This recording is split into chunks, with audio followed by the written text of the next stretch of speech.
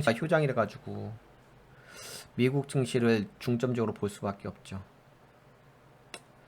근데 엔비디아가 한동안 좀 많이 빠졌죠.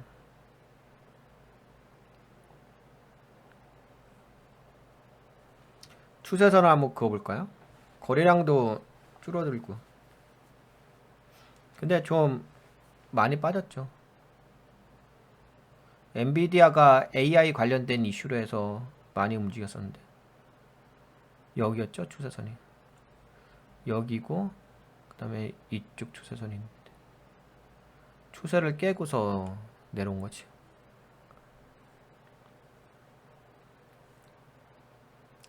이쪽 여기 더블탑 패턴 나왔고 그 다음에 여기서 빠지고 근데 여기서 살짝 돌렸지. 돌렸다가 이 자리에서 이렇게 된 거지.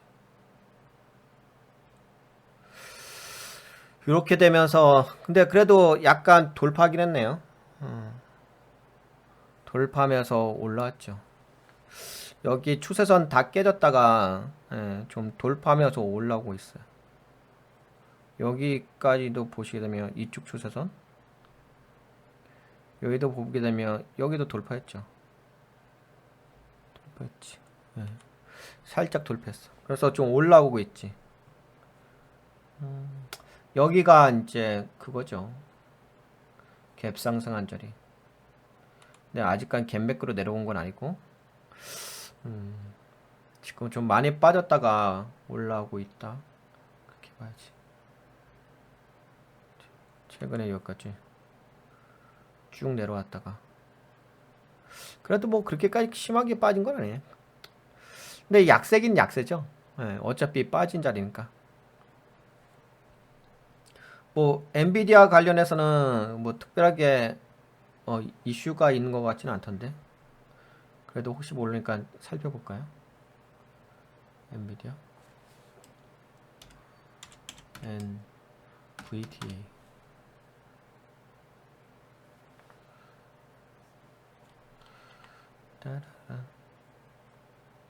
마이크론 투자자들은 반등에 대해 너무 낙관적으로 생각하고 있다. 오늘 아침 마이크론 테크놀로지 주가는 투자자들이 4분기 실적에 대해 실망감을 표시한 후 하락했다. 마이크론 테크놀로지의 그 수익이 좀 안 좋게 나왔나 보네. 마이크론 테크놀로지 조금 이따 좀 살펴보긴 할 것 같긴 한데.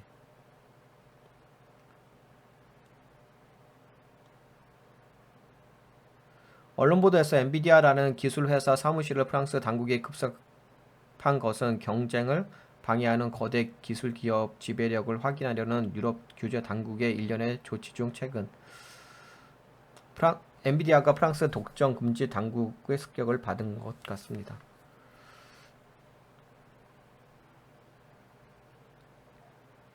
아마존의 AI 전략가 40억 달러 규모의 인류애적 투자에 대해 투자자들이 알아야 할 사항. 뭐 특별한 거 없는데? 이렇게 볼까요?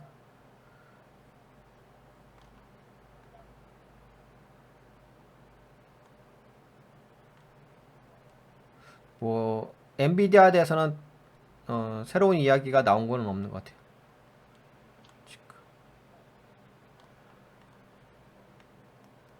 엔비디아 및 기타 칩 주식은 끔찍한 9월을 보냈습니다. 월스트리트는 여전히 낙관적이다.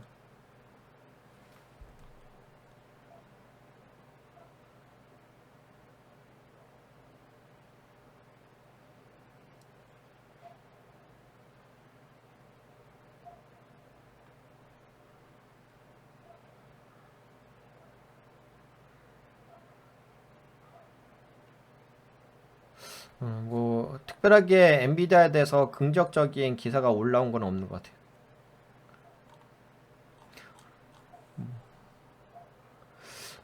그럼에도 불구하고 지금 엔비디아가 반등해서 올라오고 있죠. 뭐 이렇게 최근에 좀 하락했다가 반등해서 올라오는 것은 그냥 기술적 관점으로 보는 게 맞을 것 같아요. 왜냐면 여기 추세가 이쪽 추세가 깨진 상태에서 빠진 다음에 올라오는 거거든요. 그냥 반등 정도? 뭐 반등을 하게 된다면은 뭐 기본적인 파동이겠죠. 뭐 기본적인 파동이라고 한다면 A 파동, B 파동, C 파동이잖아. 보통 이렇게 올라오긴 하죠. 여기가 이제 저항대 역할을 하겠지. 그럼 보통은 이렇게 해서 반등해 주게 된다면은 뭐 453달러 정도?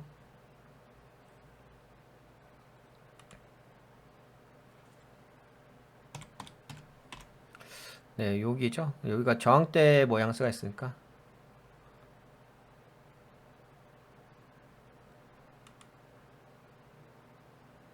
네, 453달러 정도까지 반등의 모양새가 있을 수 있을 것 같아요. 여기서 약간 돌파하면서 올라온 거 있어서 추세선은 캔들이 지금 적산병의 캔들이 만들어지고 있죠. 이게 409.8달러까지 내려왔다가 계속 지금 올라오지. 올림 화이트 캔들 나오고 여기서도 역십자 하락 잉태형 블랙 캔들 나왔는데 그치? 안 빠지고 지지한 다음에 다시금 올라갔죠. 유성형 캔들로. 그 다음에 올림 캔들 나오고 롱바디 올림 캔들이죠. 올림 캔들 롱바디 화이트 캔들 나오고 그리고 또 한 번 더 밀어치기지. 계속 저항대 맞는 자리에서도 윗꼬리가 생기죠. 맞는데도 불구하고 계속 밀어제끼지. 지금은 이제 아직 개장 전인데 그래도 좀 밀어제끼는 모양새가 있죠. 그래도 적산벽이니까 특별하게 거래량은 여기서 살짝 돌린 건 있어요. 그 다음부터는 여기서 한번 밀어줬고 아직까지는 이게 크게 움직이는 거 아닌데 그래도 뭐 현재로서는 뭐 시간외과에서 뭐 아시다시피 뭐 최근에 미국 증시의 가장 큰 이슈였던 것이 저거잖아. 채권금리였죠. 네, 채권금리가 지금 4.563%까지 떨어졌어요. 채권금리 요새 많이 올라갔었지. 미국의 채권금리. 미국의 시황을 보게 되면 최근에 그 미국의 채권금리가 4.719%까지 올라갔었어요. 근데 지금은 4.719 그러니까 4.7%까지 올라갔었는데 지금 4.5%거든요. 그러니까 많이 떨어졌죠. 채권금리가. 네, 많이 떨어지면서 엔비디아도 거기에 힘입어서 기술주죠. 올라가고 있으니까. 나스닥이네요. 나스닥 종목 기술주. 뭐 지금 그래도 뭐 지금 여기 저항대 좀 걸리긴 하는데 그래도 계속 좀 밀어제끼려고 하는 모양새가 있어요. 반등인 거니까. 반등으로 보시면 될 것 같아. 뭐, 그리고 그거는 좀, 셧다운 문제는 통과가 되겠죠. 뭐, 셧다운이 미국 경제에 좀 안 좋게 영향을 미칠 수가 있긴 하겠는데, 미국의 셧다운 임박. 요거는 잘 처리가 될 것 같아요. 그 문제, 늘상 뭐 문제가 발생되지는 않았을까. 근데 다만 이제, 최근에 이제 셧다운 문제도 좀 있고 해가지고 무디스에서 미국 셧다운으로 해서 신용 등급에 부정적 영향이 끼칠 수가 있겠다 하면서 미국의 채권 금리가 많이 올라갔던 거죠. 4.7%까지. 하지만 아까 보셨다시피 4.5%까지 떨어졌잖아요. 그래서 그동안 좀 기술주가 하락했던 부분이 좀 채권 금리가 하락을 하면서 뭐 좋아질 것 같아요. 뭐 굳이 지금은 그동안의 그 악재였던 두 가지였죠. 한 가지는 미국의 채권금리의 급격한 상승이 있었고 또 하나는 미국의 셧다운 문제가 있었는데 그 부분이 우선은 뭐 채권금리는 하락했고 미국의 셧다운 문제는 큰 무리 없이 잘 넘어갈 것 같습니다. 물론 이제 아직까지 뭐 결론이 나온 건 아니죠. 왜냐면 이제 10월 1일까지니까 10월 1일 날 문제 바이든 대통령이 뭔가 이렇게 서명하시고 딱 최종 정리를 해야 되는 거니까 아직까지는 이제 잠재적 리스크가 있긴 있는데 뭐 그럼에도 불구하고 채권 금리가 좀 하락한 부분이 있을까? 기술주에는 뭐 크게 문제가 있을 것 같지는 않습니다. 이것만 보셔도 알죠. 뭐 이렇게 좀 비교해서 보여드리게 된다면은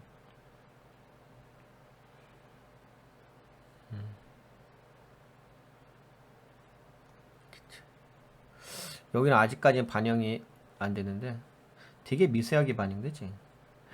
되게 쬐끔 빠진다. 야, 모기지 금리는 계속 올라간다. 채권 금리는 네, 여기서 살짝 꺾이잖아. 보이십니까? 채권 금리가 살짝 꺾이지. 그러니까 나스닥이 살짝 올라오지. 그래서 뭐 현재로서 뭐 채권 금리가 좀 긍정적인 걸로 들어와서 기술주의 좀 상승에 반등에 좀 긍정적일 것 같습니다. 크게 문제될 것 같지는 않고. 만약에 크게 문제된다면 미국의 셧다운 문제인데 그럴 것 같지는 않아요. 문제가 발생한 적은 없었던 걸로. 아야 뭐 있긴 있었죠. 있었는데 크게 문제될 것 같지는 않아요. 네, 그러면 엔비디아는 이 정도 반등 정도라고 보시면 될 것 같아요. 뭐 반등이니까 나쁜 건 아니죠. 뭐. 다만 이제 지금의 시황 자체가 반등의 관점으로 좀 보시는 것이 맞다는 것 뿐인 거지. 관점을 뭐 상승이다 뭐 그런 게 아니라 그냥 반등의 관점, 이 공간의 관점으로 보시는 게 맞겠다 이거지. 그치? 네, 그러면 엔비디아는 여기까지 볼게요. 아직까지 오늘자에서 거래량 좀 받쳐준다면 좀 더 확실해질 수 있겠지. 네, 이 정도 보도록 하겠습니다. 엔비디아. 네, 근데 엔비디아를 우리가 보는 이유는 다름이 아니라 저거잖아요. 엔비디아가 아무래도 반도체 관련된 종목에 영향을 줄 수가 있으니까. 반도체주 다 올라갔죠. ADR, AMR, 엔비디아, TSMC, 마이크로칩 테크놀로지, AMD 다 올라왔어, 반도체 쪽. 근데 뭐 반도체 쪽만 올라온 게 아니라 섹터 자체가 올라왔겠죠.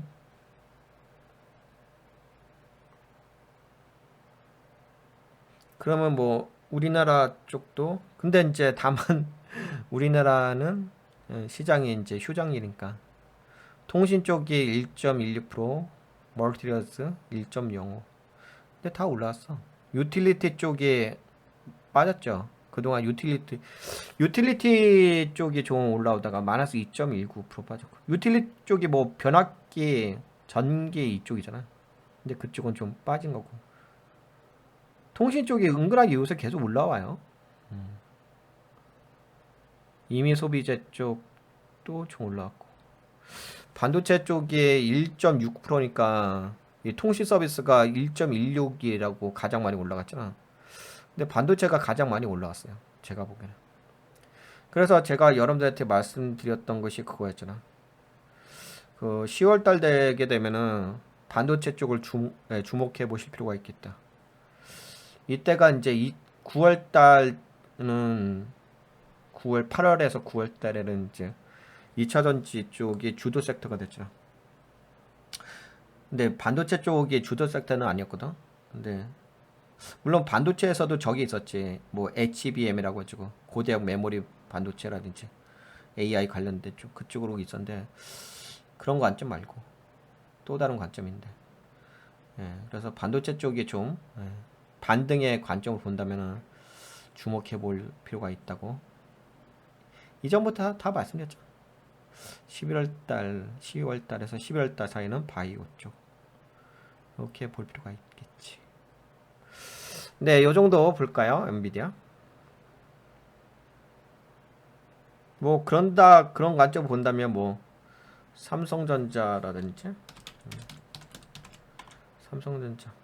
삼성전자가 여기까지는 좀 올라오긴 했었지. 올라왔다가 제가 이제 요쪽 라인이 지지 라인이라고 이야기했지. 그러니까 살짝 빠졌다가 다시 반등해 줄 수도 있긴 하겠지. 여하튼 간에 제가 예상했던 네, 그 지지 라인으로 내려오죠. 여기서도 그랬잖아.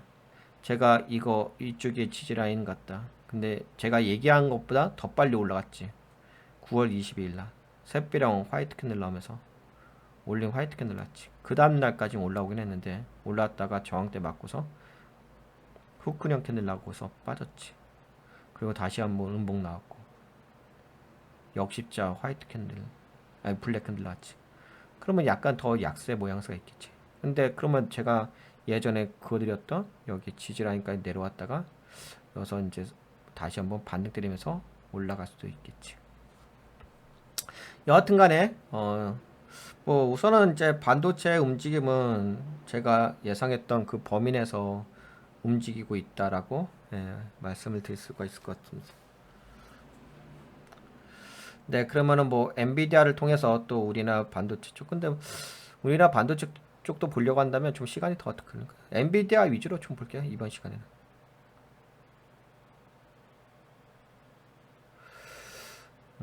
도움이 되셨다고 생각되시는 분들은 네, 좋아요. 새로 오신 분들은 꾸덕꾸덕 한번 눌러주고